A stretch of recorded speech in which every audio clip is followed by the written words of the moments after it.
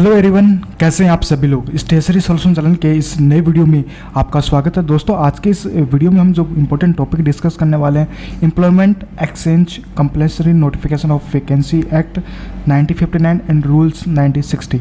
तो ये इम्पोर्टेंट है जो जितने भी प्राइवेट सेक्टर हैं उनके लिए। तो पूरा ये जो एक्ट है और रूल्स जो इम्पोर्टेंट है वो इस वीडियो में हम डिस्कस करेंगे। तो आशा कर रहे हैं ये वीडियो आपके लिए अच्छा होने वाला है। अगर आप अभी तक आपने हमारे चैनल को सब्सक्राइब नहीं किया, सब्सक्राइब जरूर कीजिए और बेल आइकन को जरूर दबाइए, जिससे मिलते हैं आपको ऐसे ही लेटेस्ट अपडेटेड वीडियो।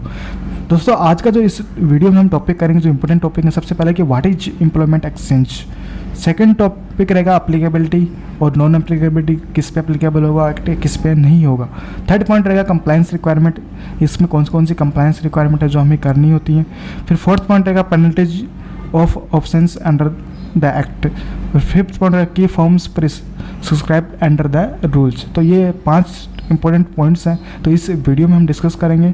तो चलिए दोस्तों, सबसे पहला जो हमारा पॉइंट रहेगा वो रहेगा कि what is the employment exchange।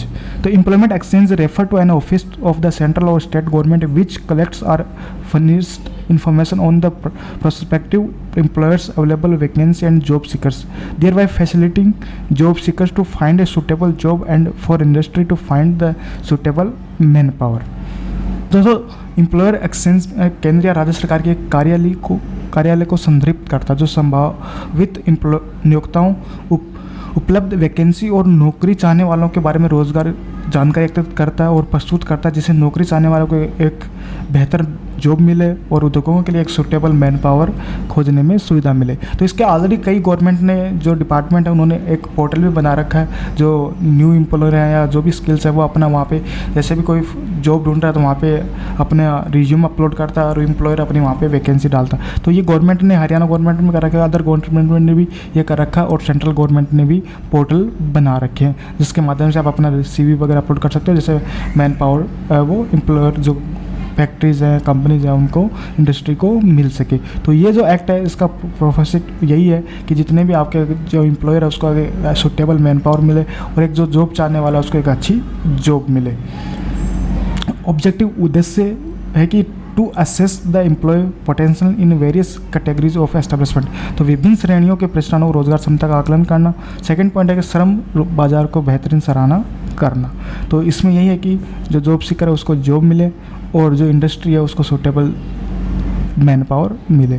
तो इस एक्ट का यही है। तो इसमें कुछ रिटर्न्स, कुछ इंपॉर्टेंट टॉपिक हैं, तो आगे हम डिस्कस करने वाले हैं। तो आशा करते हैं अगर कोई भी दिक्कत हो तो आप कमेंट कर सकते हैं, फिर कुछ समझ में नहीं आया तो भी आप कमेंट करके सकते हैं। हमारी जो ऑफिशियल मेल ID है उसके थ्रू भी आप हमें कॉन्टैक्ट कर सकते हैं। फिर नेक्स्ट जो हमारा पॉइंट रहेगा अप्लीकेबिलिटी, किस किस पे अप्लीकेबल होता है। तो to every public sector establishment, जो भी हमारी पब्लिक सेक्टर है उन सभी पे अप्लीकेबल होगा। To private sector establishment except agriculture where 25 और मोर पर्सन आर एम्प्लॉयमेंट। तो ये स्टेट वाइड पे भी डिपेंड करता है कि किस किस पे अप्लीकेबल होगा। जो मैं एक आपको बता रहा हूँ सेंट्रल है उसमें 25 और उससे अबव है, तो ये आपके कंपनी पे अप्लीकेबल है एक्सेप्ट एग्रीकल्चर को छोड़ के। तो अब the act is not applicable to the following. तो अब किस किस पे एक्ट फॉलो नहीं कर, मतलब अप्लीकेबल नहीं होगा। तो पहला है कि employment in agriculture including horticulture. तो ये जो डिपार्टमेंट है ये इसमें कवर नहीं होगा, इस पर अप्लीकेबल नहीं होगा एक्ट। सेकंड पॉइंट है employment in domestic services. Third है employment the duration of which is less than 3 months। फिर फोर्थ पॉइंट है in any employment to do any unskilled work. फिर फिफ्थ पॉइंट है employment connected with the staff of Parliament. तो ये जो important points हैं जो इन पे है ना, ये एक्ट एप्लीकेबल नहीं होता। आपका अगर एग्रीकल्चर का फैक्ट्री या कुछ भी है, हॉर्टिकल उस पर नहीं, डोमेस्टिक सर्विसेज पे भी अप्लीकेबल नहीं है। और जो भी ड्यूरेशन है, जो भी इंडस्ट्री का 3 months से कम है तो उस पर अवेलेबल नहीं है। जो बिल्कुल एनी स्किल्ड वर्क करते हैं उस पर भी अप्लीकेबल नहीं है। और जो employ connect with staff of parliament के थ्रू होते हैं उनके लिए भी अप्लीकेबल नहीं है। तो ये अप्लीकेबिलिटी और नॉन अप्लीकेबिलिटी इसमें आपको है। अगर कुछ भी आपको डीप में जाना है तो एक्ट की कॉपी है वो मैं आपको हमारे जो टेलीग्राम चैनल पर है वहाँ से आपको अपलोड कर दूँगा, जहाँ से आप चेक कर सकते हैं और अच्छे से पढ़ सकते हैं। नेक्स्ट जो पॉइंट है कंप्लाइंस रिक्वायरमेंट्स, इसमें कौन कौन सी कंप्लाइंस हमें करनी होती है। सबसे पहले notification of vacancy to employment exchange section 4। तो आपको जो नोटिफिकेशन है वो आपको वैकेंसीज का निकालना पड़ेगा, आपको डिपार्टमेंट को इन्फॉर्मेशन करना पड़ेगा। जैसे जो हरियाणा स्टेट होते हैं, एवरी एम्प्लॉयर और public private sector of any state. तो जो पब्लिक प्राइवेट सेक्टर वो इसका एक नोटिफिकेशन निकालेंगे कि हमारे ये इस डिपार्टमेंट में वैकेंसी निकली है। तो जो ऑलरेडी आप देखोगे हरियाणा गवर्नमेंट ने पोर्टल पर निकाल रखा है, अदर गवर्नमेंट है उन्होंने भी लगा रखा है, सेंट्रल गवर्नमेंट ने भी जो जॉब सीकर्स के लिए एक पोर्टल बना रखा है। तो वहाँ पे आपको नोटिफिकेशन आपको निकालना पड़ेगा, जो भी है डिपार्टमेंट को आपको इंटीमेट करना है कि इस डिपार्टमेंट में हमारे यहाँ इतनी वैकेंसी है। सेकेंड है कि पेज में पढ़े shall notified the employment exchange in case of any vacancy. तो shall notified to the appropriate government before filing up to the any vacancy. तो आपको कोई भी वैकेंसी हो तो आपको एम्प्लॉयमेंट एक्सचेंज को इंटीमेट करना है, और जो आपकी गवर्नमेंट है फाइलिंग ऑफ वैकेंसी तो भी आपको एक नोटिफाई करना है ये हमारे यहाँ वैकेंसी है, तो ये करना है। तो आप भी बताइए आप ये जो नोटिफिकेशन आप ये जो रूल है अभी फॉलो करते हैं या नहीं करते, कॉमेंट करके जरूर बताइए। सेकेंड पॉइंट है कि employers to furnish information and return in pre subsidised form ER1 quarterly returns, ER2 biennial return section 5। Section 5 के अंडर हमें जो ये रिटर्न है ER1 जो हमें हर क्वार्टर आपको फिल करनी पड़ती है। फिर सेकंड है ER2 जो 2 वर्ष में आपको जो आपकी गजट नोटिफिकेशन है उसके अकॉर्डिंग आपको 2 साल में आपको एक बार जमा करनी होती है। Shall notified to the employment exchange in case of any vacancy.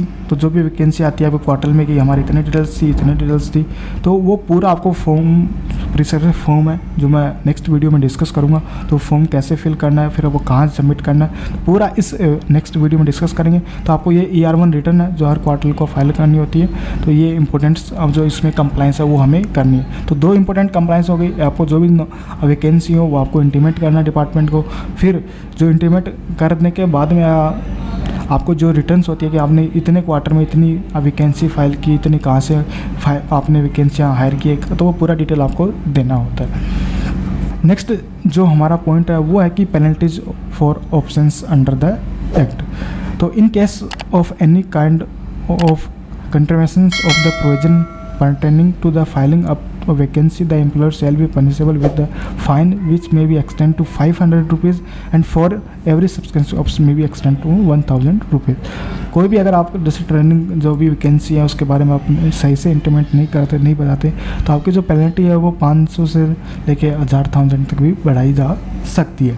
Next in case of any contraventions with respect of furnish of any information of returns on impedes the right to access the government officer, the employer shall be punishable within extent 250 rupees and for every subsequent offense which may extend to 500 rupees। तो वही अगर आप returns में गलत information देते या कुछ लगता है तो आपकी जो 250 रुपीज़ से लेके 500 तक आपको फाइन लग सकता है। तो ये आपके लिए पेनल्टीज़ हैं। अब right to access to record और डॉक्यूमेंट्स।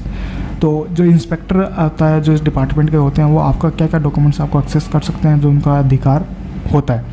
पहला है कि the officer of the government और any person authorise to him in writing. तो इसमें पहला पॉइंट है shall have access to such documents और record of furnishing any information और return in the position of the employer. तो आपसे ये रिटर्न्स जैसे कभी भी आपका अगर इंस्पेक्शन आती है एम्प्लॉयमेंट एक्सचेंज से, तो आपसे पहले आपको रिटर्न्स पूछेगा आपने कब कब क्वार्टर में रिटर्न सबमिट किया, जो वैकेंसी है वो आपने सही तरीके से हायर किया, कहाँ आपने जो वैकेंसी है वो इंटीमेट किया, तो पूरा जो रिटर्न है वो इसमें इन्फॉर्मेशन होती है। तो आपके रिटर्न्स के आपके सबमिशन कॉपी आपके पास होनी चाहिए, ऑनलाइन या ऑफलाइन दोनों तरीके से। अगर आपने कुछ स्टेट में ऑनलाइन है और ज़्यादातर ऑफलाइन ही है तो वो आपकी पूरी हर क्वार्टर के आपके पास रिटर्न होनी चाहिए। Next such officer may enter premises and reasonable time to option to record and been kept. तो जो आपका इंस्पेक्टर है वो डिपार्टमेंट का वो हम जो कंपनी के अंदर भी आके आपका इंस्पेक्शन रिकॉर्ड भी चेक कर सकते हैं। तो आपको ये रिकॉर्ड आपको मेंटेन रखना पड़ेगा। तो ये आपको इंपॉर्टेंट है कि आपको कौन से रिटर्न्स फाइल करनी है, फिर आपको डॉक्यूमेंट्स हैं आपको ये रखने हैं कि आपने रिटर्न फाइल कर दिए तो डॉक्यूमेंट्स मैंडेटरी हैं कंप्लायंस में। फिर नेक्स्ट जो हमारा पॉइंट है की forms pre subscribed under the rules. तो सबसे पहले कि notification under the section 4 separate forms to be use in each type of posts. पहला quarter returns as per section 5 form ER1। Second है कि biennial returns as per section 5 form ER2।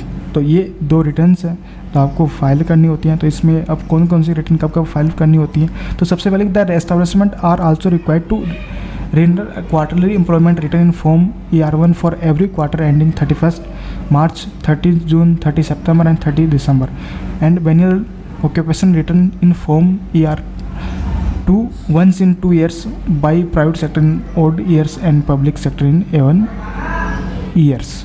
तो जैसे 31 मार्च है, 30 जून, अभी जून चल रहा है, तो इसकी जो रिटर्न लास्ट डेट होगी तो 31 जुलाई होगी। जैसे विथिन 30 क्वार्टर एंड के विथिन 30 डेज़ के अंदर आपको ये ER1 रिटर्न आपको फाइल करनी है। बैलेंस रिटर्न है जो आपकी अप्लीकेबिलिटी है उसके 2 साल में आपको 2 साल में एक बार आपको सबमिट करनी होती है। तो ये इंपॉर्टेंट रिटर्न्स हो गई है जो आपको फाइल करने। तो मैंने ऑलरेडी कंप्लाइंस में इसका डिस्कस कर लिया था। तो ER1 का बारे में ज़्यादा कुछ बड़ा एक्ट नहीं है।